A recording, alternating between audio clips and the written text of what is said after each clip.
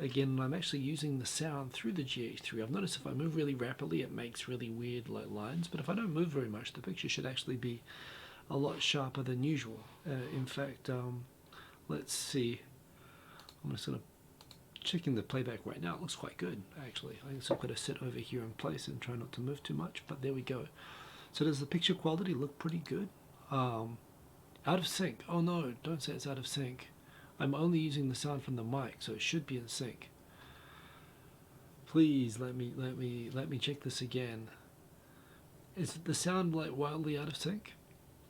If not, I think I can fix it, because this does look very good. I would like, it should be working. I'm using the sound from the camera.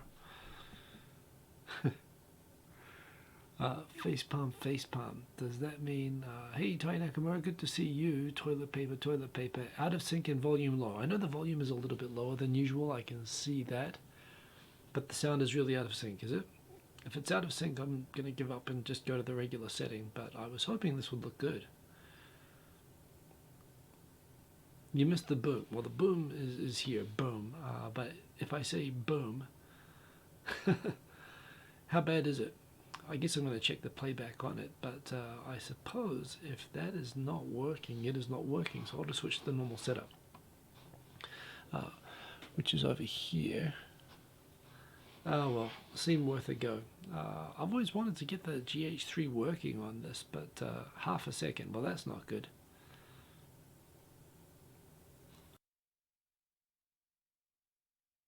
Over here, boom.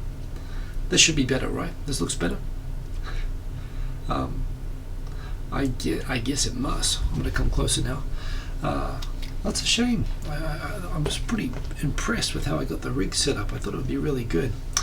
But oh, I guess you can't. You can't beat the regular tried and tested setup. So I'll go back to that, and I will just power this off and put the lens cap back on. I really wish I could get this camera like working properly. Where did I put the lens cap? Must be around here somewhere. Well, anyway, I'll put that away, and let's start again. Pity. I thought that would be good, but I guess it was not. Let me enlarge this so I can see you all better.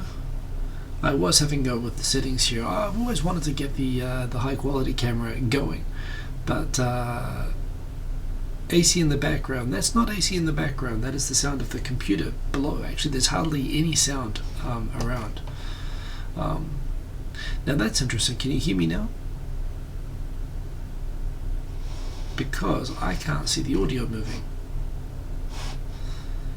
Oh, that's freaky. Hang on a sec. Can you hear me okay? Loud and clear. Okay.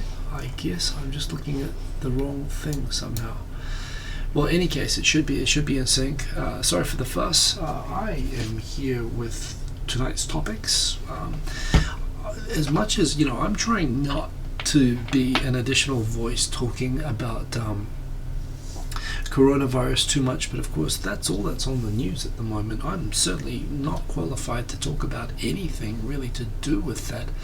I can tell you the results of it. I can tell you what's going on in Japan with everything, and I guess that's what I'm going to cover. I'll try to cover some of the other news. There have been two significant anniversaries this week. First was the 9th anniversary of the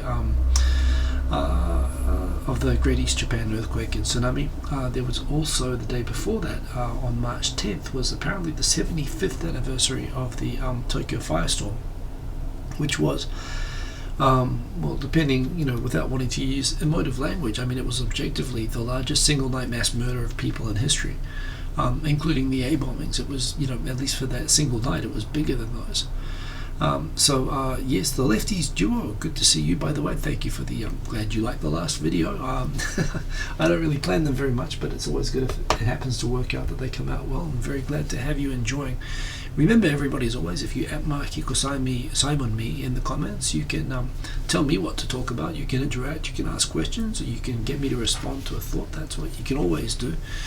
And I like it when you guys are interacting. That's why I've got the comments up there on the chat on the side, and why I'm looking at them on the screen. In the chat, I see that we have Andrea Morboy, by the way. Thank you, Andrea Morboy, for all the links and stuff this week. Yeah, interesting just to follow, and so on, and I do appreciate that. Hello, Sergeant Bilko. Who else we got? James Kelly, good to see you. Tai Nakamura, good to see you. Chris Jack, hey, long time no see, good to have you in the chat there. Quint Rankin, you missed the boom. Boom, we're back now. We had a boom and out of sync, high quality video, but audio out of sync boom. It's so frustrating, isn't it? It should be easier to set up with one of my high quality cameras to do this. I'm going to do it. I mean, I guess the thing is, this computer, I custom built it, ages ago now, and it's still not laggy or slow at all. It's still really high powered, but I kind of want to get a high powered computer now. But anyway, boom indeed. Somehow I managed to settle that just from you saying that you didn't get the boom. We've got Barry Bonds, good to see you. Natalie Pate, is that Pate or Pate, by the way? I don't know, but Pate, I'm going to say. Natalie Pate, good to see you. And sorry that you had to suffer through another video that was also out of sync earlier today. Who else we got in here? The J-Vlog, salutations to you, the Lefties duo, good to have you in the chat. Milchman 2, greetings, good to have you here. Tokyo 503, good to see you. Tech Art 2, howdy. In Tech Art 2, you're in Seattle, am I correct? Seems to be pretty tough over there anyway. But yes, and of course empty supermarkets and people being idiots, something we're not, well, we are seeing empty stuff, certainly. It's hard to get, by the way, Lefties Joe, thank you for that. Other side of the country, check out too, apologies, I got you mixed up. Kind of crazy, yes, Japan, certainly it's hard to get toilet paper and it's hard to get tissues at the moment, but you can see them here and there. It's not, and things like what you're seeing in America and Canada. Slick Manson, good to see you in North Carolina. Nice to have someone from North Carolina. Must be early in the morning over there, but good to see you. But yeah, just a lot of stupidness, stupidity. I guess one thing is, I mean, we have in Japan we regularly go through serious natural disasters, and perhaps, having been here for a long time myself and having been through the anniversary, through one of the things that we had an anniversary this week, of course, 3/11. The Great East Japan earthquake, and subsequent nuclear accident that kind of took all the news coverage away from the immediate aftermath of the earthquake at the time. Yeah, I've talked about that many times on the anniversary, as well as I've talked about the Daikushu, the Tokyo firestorm. But yeah, it's kind of at that time there was mild panic. There were people who went and cleaned out, tried to stock up on food. And it kind of made sense to do that at that time, but the kind of the kind of reaction that you're seeing in Western countries right now seems a little bit extreme, and it's beyond anything that's happening in that I can see in China or Korea or Taiwan or Japan. No one's handling it perfect, but it's really important. It's a bit like a run on the banks. Even if there's no reason for it, if everybody does it, it can collapse the economy. So you kind of need people to be responsible. And most of the time people don't have a need to be responsible because they just have to be normal. But it's kind of funny when people are really tested and they're not used to being really panicked like this. But it's remarkable in places like Australia that have fires and that do have natural disasters fairly frequently. And people don't react like this, but it's happening now, and it's happening in lots of different places, the same place. But we keep regular stock, so we haven't been in a situation of feeling like I need to go out and hunt for supplies or whatnot. But there again, it is a little bit concerning that and it's not been that bad in Japan, so I'm actually not that worried. But it is concerning that if it continues, that would make it more difficult. So we'll see how it goes. But anyway, a few things this week as well. Like I said, apart from those two anniversaries, we had the formal opening, the earliest in history, of Hanami, of the cherry blossom starting to blossom. On a day that it was pouring with snow. It was like not the first day that we've had snow this year, but it was still pretty impressive, and we haven't had many this year. Hey Simon Ochanama, good to see you there in the chat. Also good to see Mr. Cordy Chap. Good to have you in. Glad that you all made it. Sorry I was a little bit late. Let's get into the topics. And remember, you can always @mark me and say hello anytime. Andrew Morboy, yes, what a turnaround from the fire season. Hurricane could usually last 3 to 4 weeks. Okay, well, I think that's just sensible, isn't it? It's sort of common sense, but that you keep a decent stock normally anyway. I guess a lot of people wouldn't, especially if you live on your own or something like that. People might not have so much reason to do it, but yeah.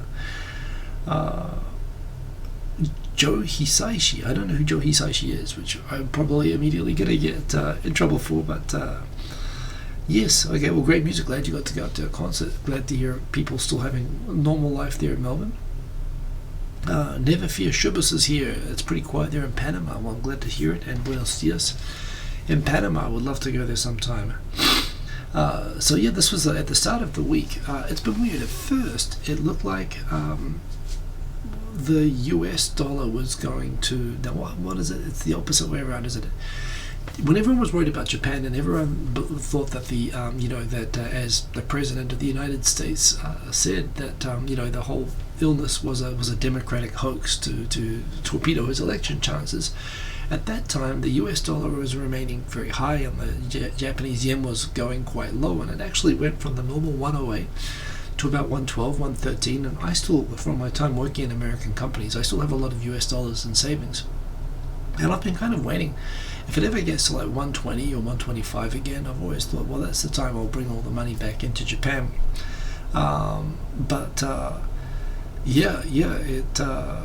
Composed music for Spirited Away. Well, there we go. Well, great that you got to go see him. So I saw the yen to dollar was going up as people in America were confident and people in Japan were worried, and it went from 108 to 109, 110, 111, 112, and I was, oh great, I'm going to be able to cash in my US dollars. And then somewhere along the line, people suddenly in America started panicking, and of course the stock market collapsed and the dollar started tanking, losing value. And I guess the yen went from like 112 to 101, and the thing is, it's not good for me for the yen to be at 101 to the dollar, but because again I work at an international company where I have to do dollar-yen conversions all the time, honestly I pretty much always just convert it at 100 to 100 yen to the dollar. So it almost got at the mathematically preferable state for it to be, but yes, it's since gone back up a little bit, it's stabilized a little bit, but certainly craziness in the markets this week has been a feature. So I was reading actually last week around this time about the anniversary of the I didn't realize it was the 75th anniversary of the Kushu, the Daikushu, and it's one of those things that it wasn't even really marked in Japan until the late 90s. It was considered to be kind of revisionist to talk about any sort of suffering that Japan might have suffered. So it was always a little bit controversial. Sorry, just give me one moment. Oh, the settings here are frozen. Well, that's what it is. Oh, a bit dusty. So yeah, there was no museum, and when it was opened, it was kind of considered controversial and apologistic for the war. So they closed it and they reopened it, and they put in a feature about pro-war Japanese propaganda and Pearl Harbor to balance off the suffering narrative. Yes, Mr. Cordychip.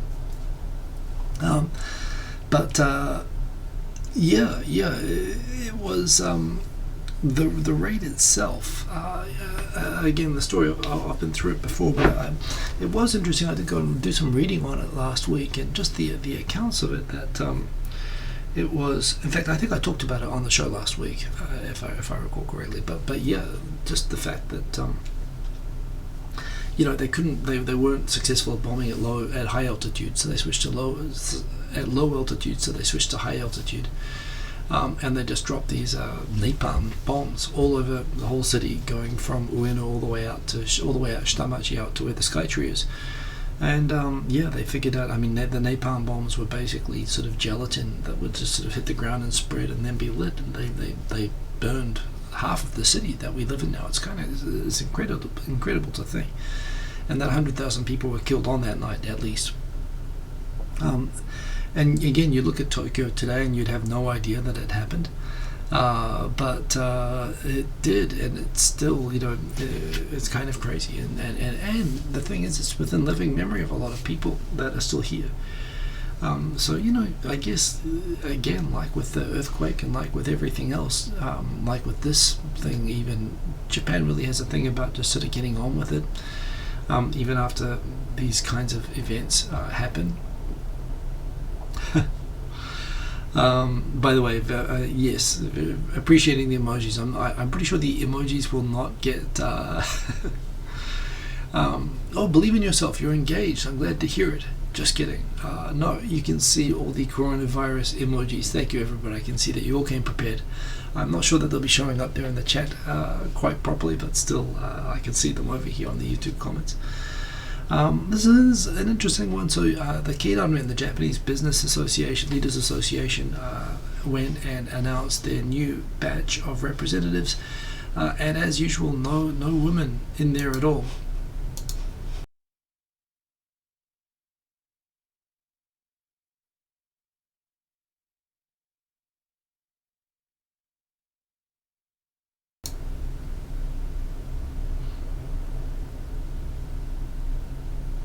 What is happening here?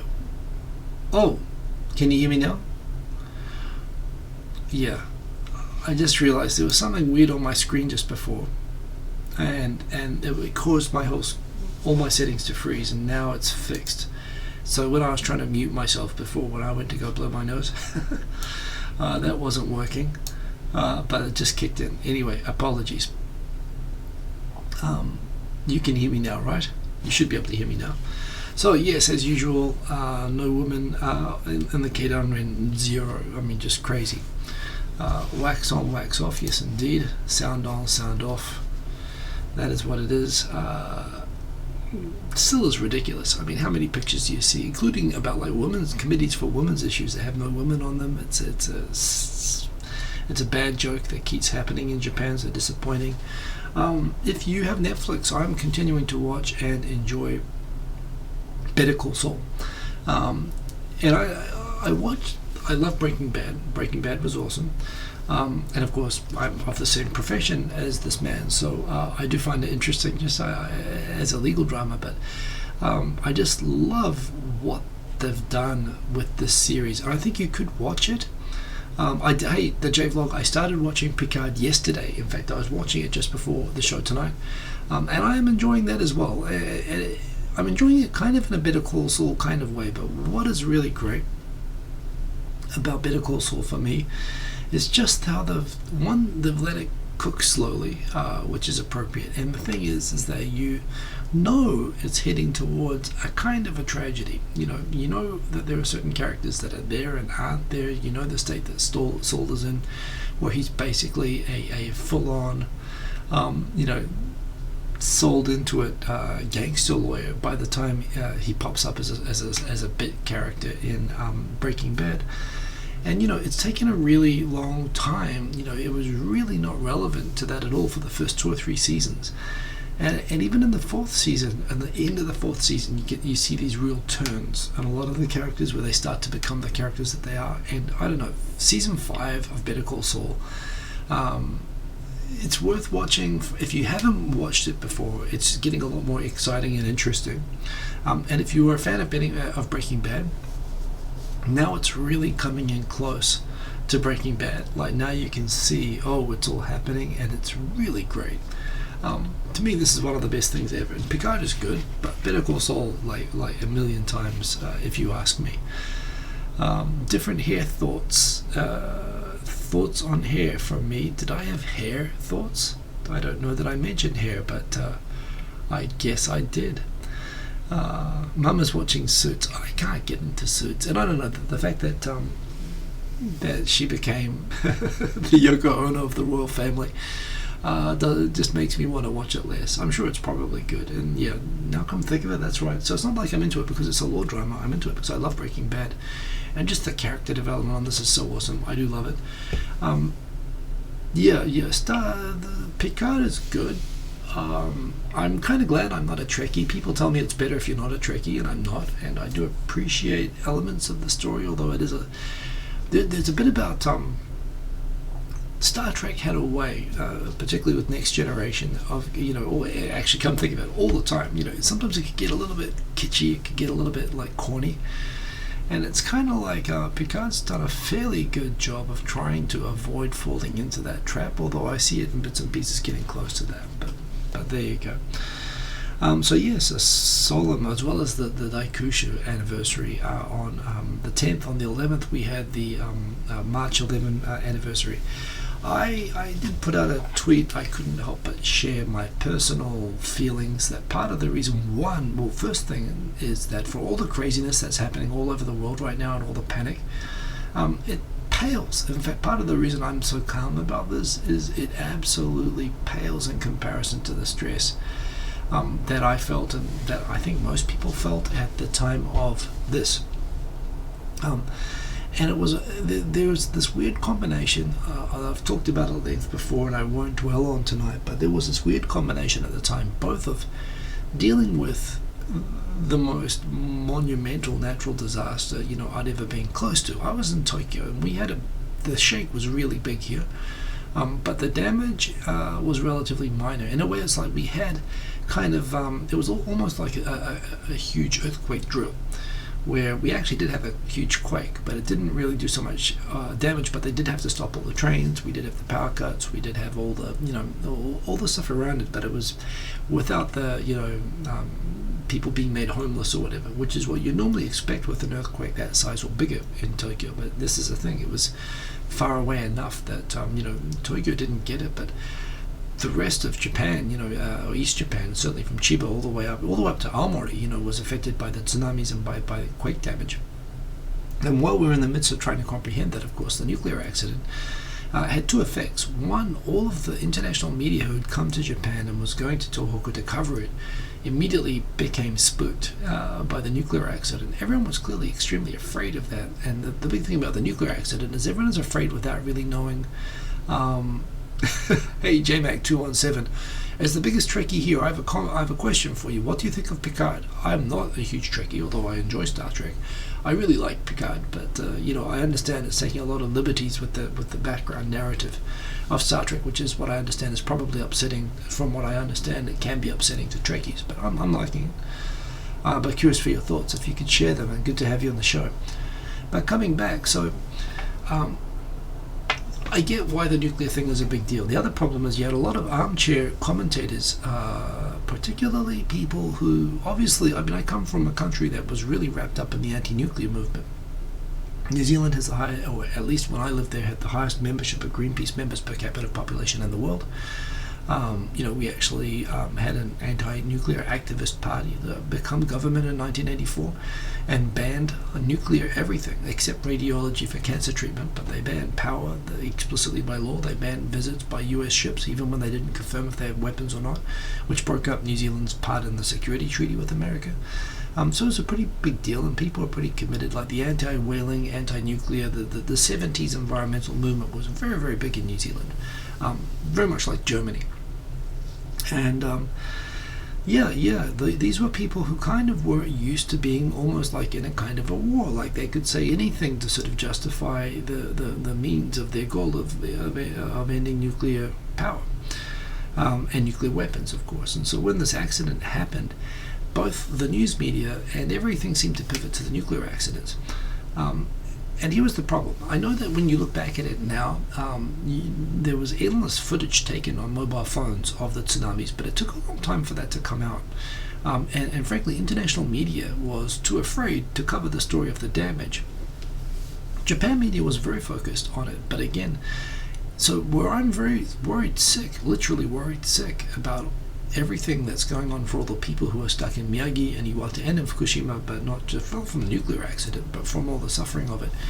You're dealing at the same time with everyone outside of Japan also acting hysterical towards Japan, worried about the nuclear accident, and all the media coverage just going on that.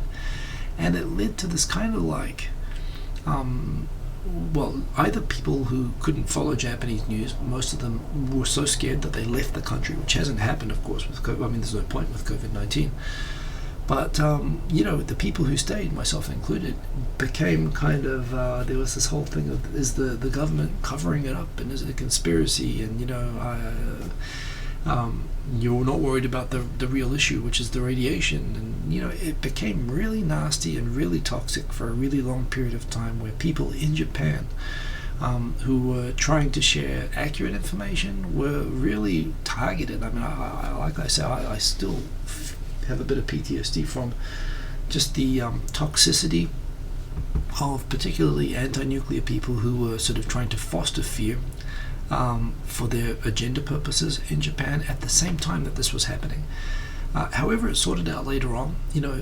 People did die because of the nuclear accident. They died from the stress created from all of the noise that was happening around and that forced these evacuations, which probably were necessary. But in terms of actually killed from the radiation, like people were saying would happen, never happened. And at the same time, 20,000 people, the number of people still missing is like 20,000 people got washed out into the ocean, and people still trying to find signs of their loved ones and their families. And it's taken all the money for redevelopment got poured into the Olympics. All the construction companies turned around from Tohoku and came back to Tokyo when they got the Olympics, which shouldn't have happened. So the not just the immediate loss of life and damage, but those towns up in the north have taken so long to recover that, of course, all the young people of working age have moved away from the region. They've moved to the rest of Japan, and even though now there's great stories like the Joban train line for the first time 9 years coming back online this week, and things are getting kind of back to normal along the coast of Tohoku, those towns have more or less died because it's taken so long for them to recover that, if you have a family or you're working age, that you couldn't wait for that while you're there. So those towns are now full pretty much of elderly and non-working people. And, it's really still got a monumental impact. And I said it was more remembered, it was more the coverage around it was more around the nuclear accident than the actual enormous accident, disaster that was happening. Maybe in retrospect, or maybe in reverse, now people learn about it more accurately and properly. But certainly at the time, it was very frustrating to be here and to be dealing with hysteria that was kind of focused on the wrong issue. So that was a crazy time. That was a stressful and crazy time. And what I always thought about it was, about a month later, I remember the revolution in Libya happened. And when all the news started talking about the tension and whatever in the cities in Libya when that revolution was happening there, that was the one time in my life I got like, oh, I can really understand what that must feel like to be in a city near where the fighting is happening in Libya. Like, yeah, you don't know if you're safe, you don't know if you have to leave, you don't know if you have to stay, you don't know if you have to go clean out the supermarket and buy supplies. And you're sitting there and you're trying to be positive, but you don't know if it's smart or not to run. This is the stress of being in that situation relentlessly and being totally dependent on information that you're not able to verify yourself. That's really, really tough. I guess some people are feeling like that about the coronavirus, about COVID-19, but I'm not feeling that at all right now. Honestly, I think things are relatively, what we know and we know what we don't know, and frankly we're not really under any sort of control of the situation in a way that, I don't know, the very worst aspect of it to me seems to be actually the human overreaction seems more dangerous than the virus. The virus is what it is, right? If it comes around, it comes around. And people just have to deal with it. People have been dealing with plagues for centuries. We've been very lucky in this last 100 years that we've had medicine where we've kind of on the arms race of humans versus germs. We've kind of gotten a bit of a lead over the germs for the last 100 years, but a lot of the history podcasts that I talk about, they talk about at different times in history, going back to ancient times. Bubonic plagues have had huge impacts, plagues of different forms throughout history, right until the Spanish flu. We really didn't, we've had a pretty good run since that time, but until then it was pretty normal for societies to be significantly disrupted regularly by this sort of thing. I guess we're going back into an age where this is a thing that's going to happen, but I still feel like at least here in Japan things are infinitely more settled than during this time. Still, it's hard to comprehend how big this is, and the one thing about it is, and this is true, the thing is as well, when you think to the last 10 years of all the stuff that's happened, it makes you realize that one, I guess it's partly we have more information nowadays, so we get to find out. And of course, maybe the media is indeed selling hysteria more about it. But these things happen, and I don't think they're happening more than they've happened historically. We just know about them more. But certainly, if you're living here in Tokyo or anywhere in Japan, a disaster like this is an inevitability. Virtually within anyone's lifetime, it's an inevitability. If it's not going to be this, it's going to be Mount Fuji erupting, or it's going to be, quake, tsunami, earthquake, typhoons. We've had enormous typhoons that are getting worse every year. So you have pretty much everything here. Gotta go, Simon and Chanama. Well, have a good evening there, or good morning, I guess, and take care of yourself. So anyway, that was a thing. Meanwhile, so from my work, a lot of companies in Tokyo have gone to first recommending you should work from home, and I don't like to work from home. I mean, this is nice around here, but I like to separate my space for doing work from my space for doing not work. But I've been told from this week that we are going to be working from home. So yes, I did go and snap a photo out of the window from work. Particularly nice sunset the other night. Tokyo does sunsets very, very well. That was a nice photo. But that's the last I'm going to see of that for a while, because I'm going to have to learn to set up the man cave. So that's going to be I pretty much have spent the whole weekend going down, and I've basically got everything set up here, so that I've got multiple keyboards now, and I've got 4 screens, and it's pretty sweet, but it's all part of getting ready to be here on a full-time basis. It makes me a little bit worried. I've stopped going to the gym, and I am being here. I'm hardly going to move at all. Hey, Carlos Diamante, good to see you. So, it's just like I am thinking about, I'm probably going to go and start running again. I've been planning out running routes from my house. I've been going to the gym on the way home, and I really enjoy that. But if I can't do that, I do need to stay fit, so I'm going to do that. Check out Campbell's, the best panic soup. Damn straight, that stuff will last forever in those cans. Very good stuff to be shopping. Yeah, I must admit it's. On the other hand, I have been commuting using the Yamanote line, which is super crowded still. Even though it's been less than usual, it still has been crowded. So it's the right thing to do to be at home, especially having a family and all, and having my son. I can take him out of Gakudo and look after him, at least have him in the house while I'm here. It is hard to work from home, but I'm going to do that for a while. So yes, indeed, La Migra. Yes, you can hear that. This was just a cool thing. These things particularly, where was this one from? These amber. I know in Myanmar they find a lot of these, but that is like a bird dinosaur skull, like the size of a hummingbird in amber. It's crazy. From like millions of years ago. That was the thing that came up this week that I thought was cool. Indeed, Mr. Cordychep, that must be it.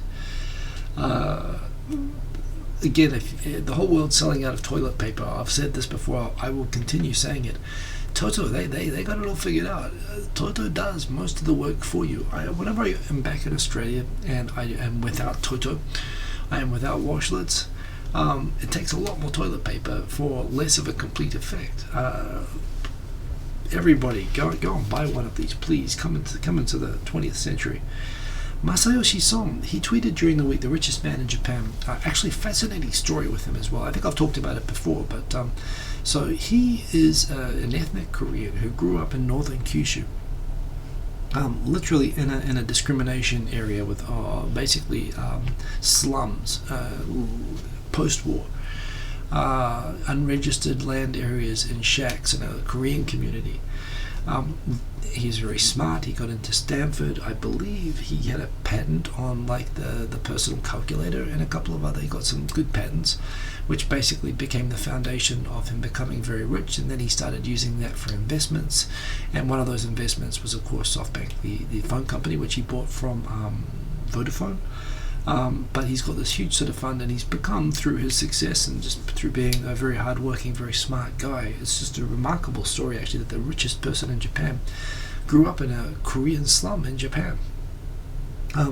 So I think Son is a remarkable story for anyone, and he doesn't talk about his background story very often, but you can see him talk. Episodes. You can Google it, or you can find videos on YouTube of him talking about his time growing up, and the kind of just the harshness of life as well as discrimination that his family faced.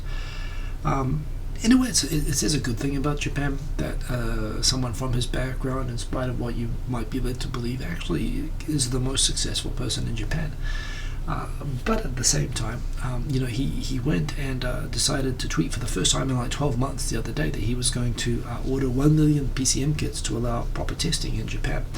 And it is noticeable, of course, I've talked about this before. Korea prepared for this after SARS. They got a CDC, they got all these testing kits, they had all these emergency plans, and they activated them. And because that religious cult has gone and given them higher numbers than Japan, their response has been unquestionably a lot more effective, and clearly then their statistics are a lot more trustworthy. Taiwan, by the way, has also done an outstanding job of managing this. Japan really hasn't done very much. It's just kind of managed. I mean, what Japan is good at is when you tell Japanese to socially distance, I mean, in some ways, we're all on sardine on trains and everything together, but it's not a huggy, kissy, shake hands and hug sort of a culture to begin with. And when you tell people to batten down, Japanese are good at doing that. So I think the reason that it seems to, well, apart from the fact that clearly the numbers in Japan are misleading and it's higher than they're reporting, I believe that even when you take this, you only assume that it's only like 10% or 50% or 30% of the cases that are actually being reported. It's only these cases that get serious enough. Even those cases are kind of flat, which implies that it's not spreading. Even if the numbers are only a small proportion, it's not increasing. The graph isn't like this. It's of the reported cases. And it was funny, he got really criticized for offering to bring in lots of test kits, which people said would just create the impression it would trigger panic, because it would fill in the gap between the serious cases that are being reported and the unknown cases that are assumed to exist. And you'd have people who are not so seriously symptomatic also being caught. It would make the numbers look bad and make Japan's reputation look bad. So it's kind of funny. While I've kind of been poking fun at the Japanese government for like not wanting to know how many people actually have it, when he posted this, everyone sort of started criticizing him for it. Like they pretty much bought into the Japanese government approach that it was better not to go panicking everybody by testing everyone. What was also mixed in with that was I often read Itai News, and I share Itai News, the Japanese 2chan summary site, and there was a lot of really nasty, I mean, again, you don't see it very much nowadays, but a lot of people, I guess, if they want to throw rocks at this person, he's going to have rocks thrown at him just for being the richest person in Japan. But there was a lot of stuff which you don't see very often of just Korean slanderous stuff, like really racist stuff, which you actually don't see very often. But you look up the responses on his Twitter and on Nichan, and there was pretty nasty stuff. So he withdrew. He said, okay, I'm not going to do that because that doesn't seem to be very popular. Instead, I'm going to source 1 million masks. Everyone kind of responded to that, well, how are you going to be able to get them? The government can't even get them. But, he's the richest man in Japan, so I'm sure he can do something. And he does want to do something for it, which is, I think, a good thing. In terms of why people don't like him, apart from just stupidity and racism and people being jealous of other people being richism, because he doesn't seem to be too nasty a person, but there is certainly, you can see the hunger for that's driven him to be successful as a business person, certainly in the way that I am a SoftBank user, but their practices for how they sell and contract phone services are aggressive, and they're difficult to follow, as you'd expect. And it's kind of I know people have worked at SoftBank, and it is a very driven culture. Which is maybe, it makes sense that someone from his background would be driven and would drive companies that also are very aggressive in terms of sales. But it was a little bit sad to see the reaction. Certainly, I think he's a remarkable person, and I can see him trying to do the right thing by the community. I think he's never going to get credit from a lot of people, even if he did the right thing. But it was good to see him trying anyway. This, I don't want to, out of this torrent of COVID-19 stuff, which I really, I don't want to get into because I do not know anything, but I did see this table, which was shared by someone on people that I sort of trust that I follow, and I thought this was actually really helpful because you see people on the train when they see someone beside them with a runny nose, for example. Like right now it's hay fever season in Japan, and they get treated with sort of any visible symptom as being a risk, and everyone acting a little bit crazy. And this is interesting. I understood that the symptoms were similar to cold symptoms, and of course some people compare it to flu symptoms, and some people talk about allergies. But interesting to understand that yes, mild fever, 37.5 degree fever or higher, is understood to be fairly a common feature of this. You don't typically get fevers with cold, but you do with flu. Not really with allergies. Dry cough, possible with colds, common with flu and COVID-19, and sometimes with allergies. Shortness of breath. This is something that apparently is a distinguishing factor, and that would be really scary. I must admit, I had asthma as a kid, so I guess that would put me in a risk group for that. Headaches, common with flu and sometimes with allergies, but rare with colds. So there we go. Aches and pains, sometimes, but more common to have aches and pains with flu and cold. Sore throat, apparently that comes more from the coughing and the shortness of breath that you get that, but sometimes more common with flu and cold than with COVID-19. Fatigue, but more to the point, and there have been cases where I've seen them described as having these: diarrhea, runny nose, and sneezing. But sneezing apparently very common for allergies.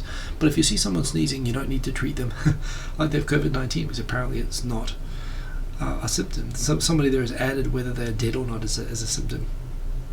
Sometimes no. Yeah. I mean, I guess in a way, knowing this is not clear, but there are certainly some symptoms there which people seem to associate with it that are actually signs of it not being that. So that's a thing. Big topic this week as to whether the Olympics will even be held. The Tokyo governor said it would be unthinkable to cancel the Olympics or to move the date. Trump helpfully followed up to that by suggesting, hey, maybe they should just move it a year. And there's a lot of discussion obviously happening of it.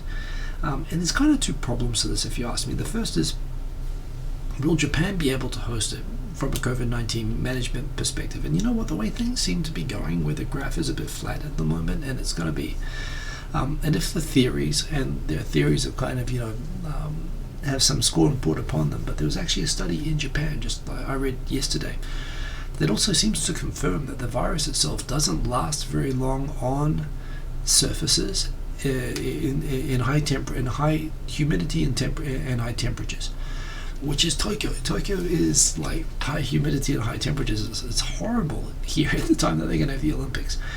So if that research is true, if the virus really will die, like if it's on an exposed surface, if it's hot and humid, chances are Tokyo itself by July, by the time of the Olympics, could be fairly well under control.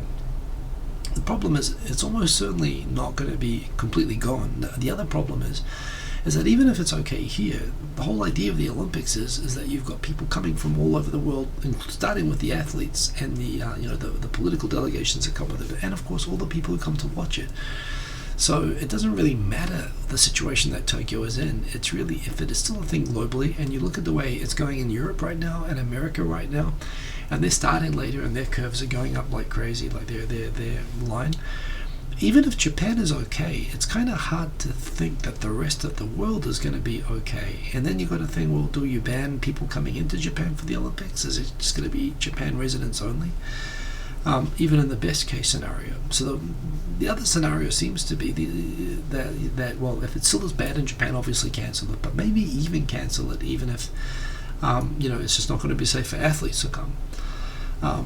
Or not safe for Japan to have athletes come. The other prospect, of course, is delaying it a year, which some people are casually talking about. But I was reading today that people from within the Olympic Committee are actually talking about within Japan. Delaying it a year is like the worst of all the outcomes. Cancelling is better than delaying a year because, one, of course, the arrangements around securing all the venues and so on and stuff. But of course, then you've got all the volunteers and so on that have been working for the Olympics for the last 2 or 3 years. What are they going to do for the next 12 months? They're going to have to work for an extra 12 months. The whole economics, the securing and everything. Although it kind of makes superficial sense to delay it a year, you can see it's actually worse in many ways for it to be delayed a year from an organizational perspective. So I really don't know what's going to happen. It's hard to say right now that it's going to be able to go ahead. I am planning to go to Australia during the Olympics, so I am hoping at least that the travel thing is going to lighten up by then. It'll be winter in Australia, which means I guess it'll be possibly increasing in Australia at that time. So I'm not sure if I'll be able to travel then yet myself, but it'll be a two-way thing. So it really isn't clear. The debate is happening here. Preparations are still proceeding as if it's going to happen, but you just don't know. And yeah, like I say, I'm fairly optimistic that while the Japan situation in isolation is likely to be a lot better and probably almost done by this time, to me, holding the Olympics and inviting everyone to come into Tokyo is like the worst possible thing you could do. So who knows? It's hard to see how it's going to happen as normal, but there is the big debate happening about that. Two cases this week, two prominent cases of people. One who actually was diagnosed with COVID-19 and was told to go home and self-isolate for 2 weeks because he wasn't presenting strong symptoms. Instead of going home, 50-year-old man, he went bar hopping around a number of bars in Aichi prefecture, including a Filipino pub, basically like a cabaret hostess bar. With Filipinos, where he went in every bar he went to, he boasted of having the virus and suggested he was going to give it to everybody, and he actually gave it to one of the hostesses at the Philippine bar that he went to. It's taken a few days, but on Friday, the story that this guy had gone around and been doing this got around earlier in the week, and on Friday apparently the bar complained to the police.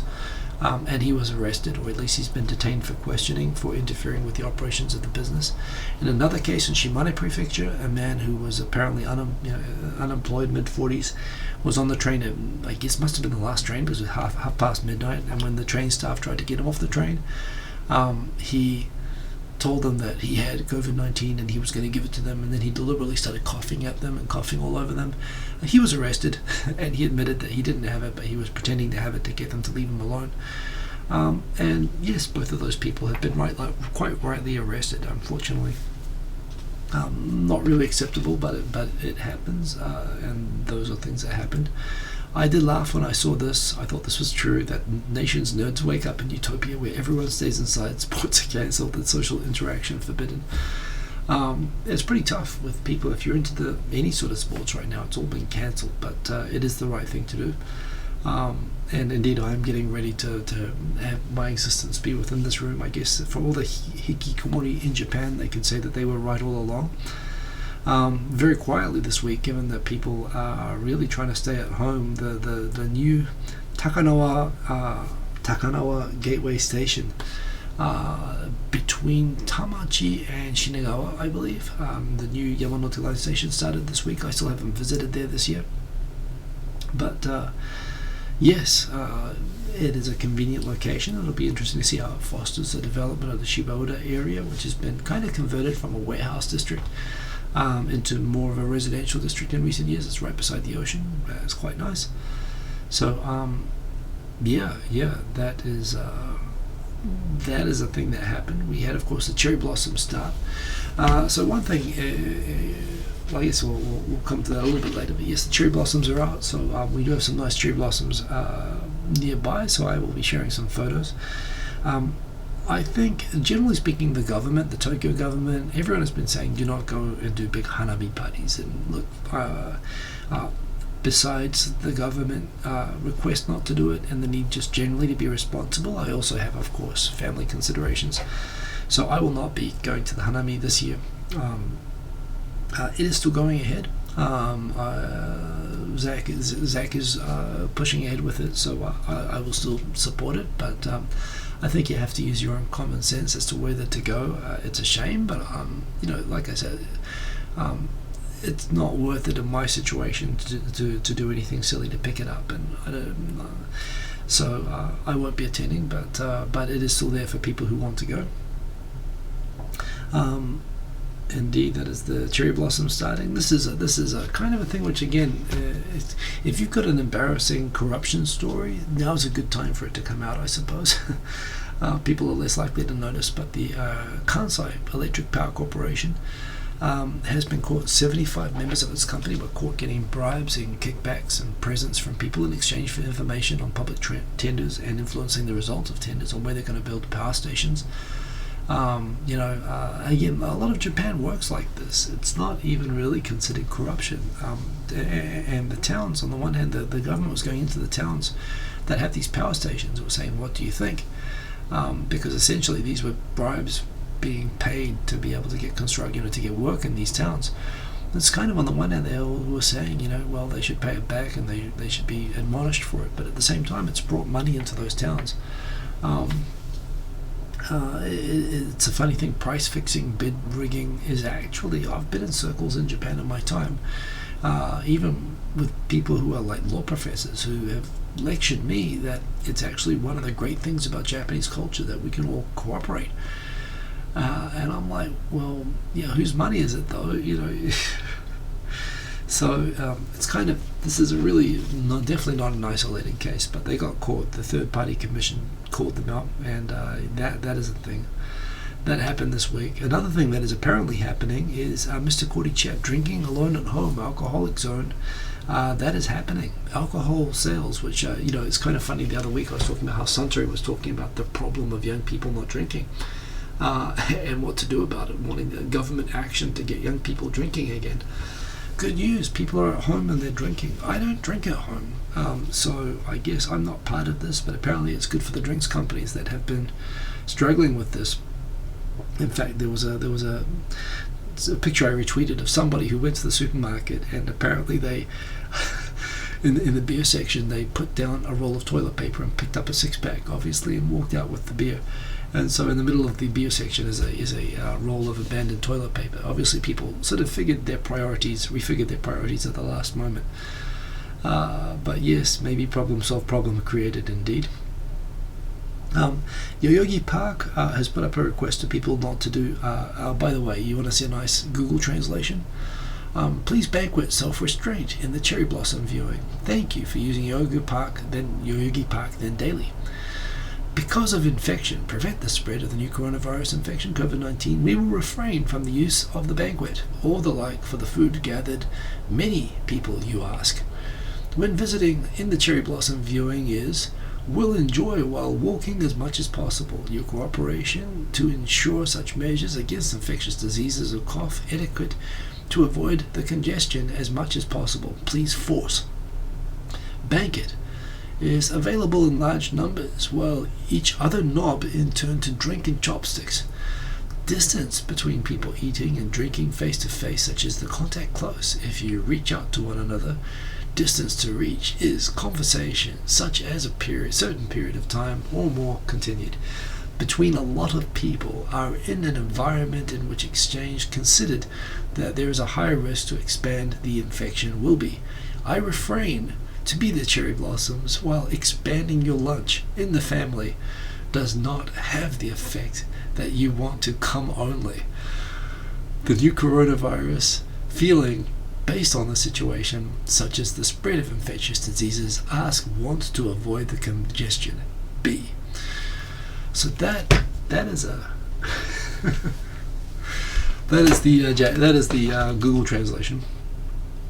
In fact, that was I think what happens is if you go to the Japanese page, multilingual, I think it just sends you to a Google translation.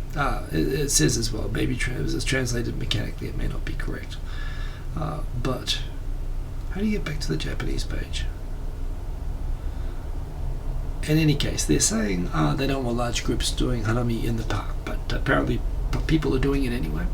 So Jiko Sekinin, it's up to you if you want to go. But I thought that was fun. In the meantime, apparently power use and internet use is going up. I've found a lot of people working from home are clogging up a lot of conference systems are very hard to join at the moment. And power use at home is increasing, so that's going to be a burden for people doing it. But that is the adaptation I've made. I've had a lot of fun today. I've been actually playing around with an artificial intelligence camera. This fella over here, what if I can show it? I can unplug it here. This fella. It's kind of a little bit of work related. I've been programming some artificial intelligence. Well, not programming. I've been setting up some project templates that work, which can recognize objects, and you can actually set up some projects which can go do more than that. It can actually have conversations and recognize objects that you show. It's really cool. But yes, this and that. It's going to be interesting working from home. I guess I'm going to have an update on that next week. Everybody, of course, stay safe. Don't be idiots. Be responsible people, members of society and whatnot. Don't go and buy all the toilet paper and do that sort of stuff. Obviously, stay safe. Follow, do what if you're being told to stay at home, whatever. Just don't be the idiot who thinks you'll be fine and goes around and then gets a whole bunch of people sick when you don't need to do it. If you need to do it, you need to do it. But think that there are other people that need to do it, and there are people that don't need to do it. And if you're one of the people that can go along with what is being recommended, just do that. That's what I'm going to do. So of course I'm going to be on Twitter because I'm trying not to tweet stupid facts or whatever. Like, apparently, newsflash, in France a lot of people apparently believe that cocaine can fix it, which I guess that France, that maybe that's what they think. So it does not, but I'm not going to be responsible for sharing information about what it is or whatever. I'm just going to be following the information of how it's affecting life in Japan. You'll continue updating. I'm going to keep watching Picard. It's a good opportunity. I'll keep watching Better Call Saul. Remember, as always, training the Borg indeed. If you want to follow what I'm following, just follow me on Twitter. You can message me anytime. Stay safe. Enjoy the Hanami if you're in Japan. Even if you're not in Japan, wherever you are, have a good time. It's late. To Waiwai, good to see you. I will continue. I wish I could get that audio syncing thing fixed. I'll take a look at the video and hopefully get that done. But otherwise, keep cool till after school. Kakite ano. And be cool, everybody. Don't get COVID-19. Mr. Quaddy stop it. Behave. Peace. Boom. See you later. Remember to like if you liked, and stay safe indeed. Be smart. Be smart. Don't be an idiot. Words to live by. It's my motto. See you later. Peace.